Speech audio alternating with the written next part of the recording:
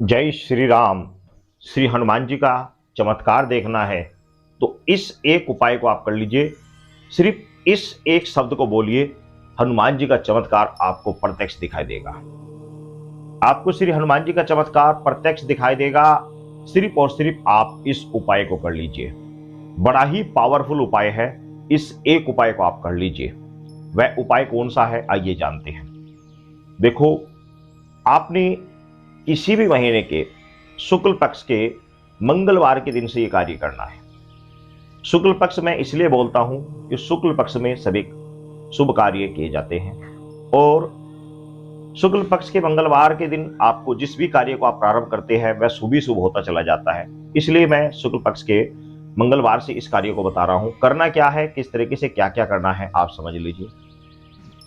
आपने ये तो आखे का पत्ता है, लेकिन मैं आपको बता रहा हूं कि आपने करना क्या है। आप पान के पत्ते आपको लेकर आने हैं। 11 पान के पत्ते, पान जो खाने वाला पान होता है उसके आपने 11 पत्ते लेकर आने हैं। और 11 पत्ते जो आप लेकर आएंगे उन पत्तों को ध्यान रखना कि वो खंडित ना हो, कटे फटे ना होने चाहिए, बिल्कुल साबुत होने चाहिए और डंडी वाले होने चाहिए। उनमें डंडी होनी चाहिए, छोटी हो या बड़ी डंडी होनी चाहिए। तो इस प्रकार आपने 11 पत्ते आपने पान के लेकर आने हैं। मंगलवार से पहले लेकर आ जाए, लेकिन मंगलवार के दिन आपने ये कार्य करना है। करना किस तरीके से, क्या करना है, ना कोई अनुष्ठान करना है, ना कोई जाप करना है, बस छोटा सा कार्य है, वह आपको कर लेना है।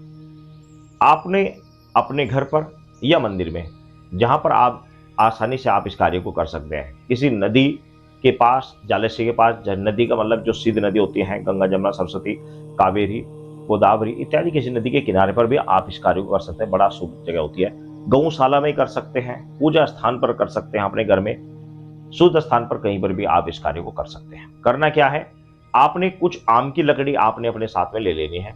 आम की लकड़ी को इस प्रकार रख लेना है जिस तरीके से हवन करते हैं, जिस तरीके से हवन करते हैं इस तरीके से आपने आम की लकड़ी को रख लेना है। थोड़ा सा कपूर आपको अपने साथ में रखना है और गाय का देसी घी, बहुत थोड़ा सा गाय का देसी घी आपने अपने पास रख लेना है। आप ज्यादा लेकर आ जाइए, 1 पाव या आधी किलो आप लेकर आ जाइए, बाकी आपका बच जाएगा, क्योंकि उसमें थोड़ा सा ज्यादा चाहिएगा, लेकिन लगेगा बहुत थोड़ा सा ही। तो आपने क्या करना है, साथ में थोड़ी सी सामग्री, कितनी ज्यादा नहीं, सिर्फ और सिर्फ 100 ग्राम या 250 ग्राम, जितना बाकी आपकी सामर्थ्य, आप जो सर जितनी लेना चाहिए ले सकते हैं। आपने पश्चिम दिशा की ओर मुख कर बैठना है और आपने बैठकर सर्वप्रथम धरती माता को प्रणाम करना है। ध्यान रखना, भूमि पर नहीं बैठे, आसन नीचे बिछा ले, आसन के ऊपर ही बैठकर पूजा करनी चाहिए। आसन बिछा ले या कोई कंबल आदि बिछाकर आप उस पर बैठ जाइए। आपने अपने धरती माता को प्रणाम किया, आपने गुरु को प्रणाम किया, गुरु नहीं है तो श्री हनुमान जी का ध्यान किया। उसके बाद में अपने घर के पितृ, कुल देवी देवता इत्यादि सभी को प्रणाम करना। कुल देवता देवी देवता पितृ आदि को याद कर इसलिए किया जाता है कि जब तक उनको आप आगे नहीं करके चलेंगे, आप किसी भी कार्य में सफलता नहीं प्राप्त कर सकते।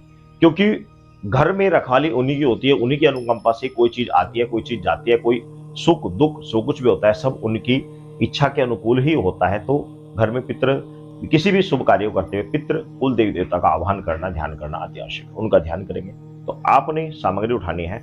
ओम गणेशाय नमः बोलकर आपने 3 आहुति आपने अग्नि में डालनी है। उसके बाद में आपने 11 आहुति ओम राम रामाय नमः, ओम राम रामाय नमः बोलकर आपने 11 आहुति श्री रामचंद्र जी के नाम से दे दी है। उसके बाद में अब जो असली कार्य आता है वो अब आता है। बस बहुत छोटा सा कार्य, मुश्किल से 15 मिनट आपके लगेंगे। आपने जो आपके पास पान का पत्ता है वो इस प्रकार आपको उठा लेना है। आपको पता है कि हवन में तर्जनी और कनिष्का उंगली नहीं लगाई जाती, तो आपने इस प्रकार पत्ता उठाना है पान का और घी में उसे ऐसे डुबा लेना है और घी से इस प्रकार निकालना है और पत्ते को इस प्रकार पकड़ना है। और मंत्र मैं आपको बता दे रहा हूं। मंत्र है ओम पवन पुत्राय अंजनी सुताय वज्र देहे दानव हन हन पच पच मम सर्व मनोकामना अंजनी सपद देही शीघ्र काराय काराय हुम फट स्वाहा। ये मंत्र आपने बोलना है। इस मंत्र को चाहे तो आप अपनी किसी किताब में, आप किसी पर्चे पर लिखकर रख लें, इधर आप मंत्र को पढ़कर तब बोल लें। और ये पान का पत्ता आपने पड़ा हुआ, आपने हाथ में लिया हुआ है, इसको घी में आपने उड़वाया हुआ है, इसको आपने इस प्रकार अग्नि में आपको सीधा अग्नि में आपने सुहा कर कर, जैसे स्वाहा शब्द आएगा, फट स्वाहा, तो आपने उसमें अग्नि में ये चढ़ा देना है। इस तरीके से आपने सभी 11 पत्ते आपने इस प्रकार चढ़ा देने हैं। ये आप 11 पत्ते आप जैसे ही चढ़ाएंगे, तुरंत ही आपके जो कार्य है उसमें प्रगति होनी प्रारंभ हो जाएगी। जिस भी अभिलाषा को रखकर, जिस भी मनोकामना को रखकर, जिस भी समस्या को रखकर, कोई भी समस्या हो, कोई भी प्रॉब्लम आ रही हो, कोई भी दिक्कत आ रही हो, घर में किसी तरह का कोई झगड़ा हो, घर में कोई बीमार रहता हो, या अन्य कोई नौकरी संबंधी, रोजगार संबंधी, धन संबंधी कोई भी मनोकामना, कोई भी समस्या हो, जिसको रखकर आप इस कार्य को करेंगे, उसी समय उस पर कार्य होना प्रारंभ हो जाएगा। ये प्रयोग जो मैंने आपको बताया, इसमें आपने कुछ भोग प्रसाद अपने पास रख लेना है। भोग प्रसाद कैसा? आप चाहे गुड़ चना रख लें, बूंदी रख लें, या फिर आप इसके अलावा रोट इत्यादि भी रख सकते हैं। आपने बाद में उससे श्री रामचंद्र जी को भोग लगाना और हनुमान जी को भोग लगाना अग्नि में ही, और वह जो प्रसाद है बालकों में बांट देना। ये एक मंगलवार की क्रिया है, सिर्फ 15 मिनट की क्रिया है। इस तरीके से आपने करना है, और 5 मंगलवार ये क्रिया आपने कर ली है। इस 5 मंगलवार इस क्रिया को करके देखें, आपकी जो भी समस्या, जो भी प्रॉब्लम, जिस भी अभिलाषों को रखकर आपने ये कार्य किया, तत्काल उसके ऊपर कार्य प्रारंभ हो जाएगा, और बड़ी ही शीघ्र वह जो समस्या आपकी है वो उसका समाधान हो जाएगा। कोई मनोकामना तो मनोकामना पूर्ण हो जाएगी। कुछ करने से ही कुछ प्राप्त होता है। यदि आप चाहते हैं कि भाई मैं कुछ करूं ही ना, तो कुछ भी प्राप्त नहीं होगा।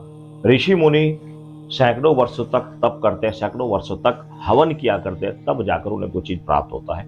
आपको तो मैंने वो सिर्फ 15 मिनट की क्रिया बताई। अगर आप ये भी नहीं कर सकते तो भाई फिर आप ये छोड़ दीजिए कि हनुमान जी अनुकंपा से आपको कुछ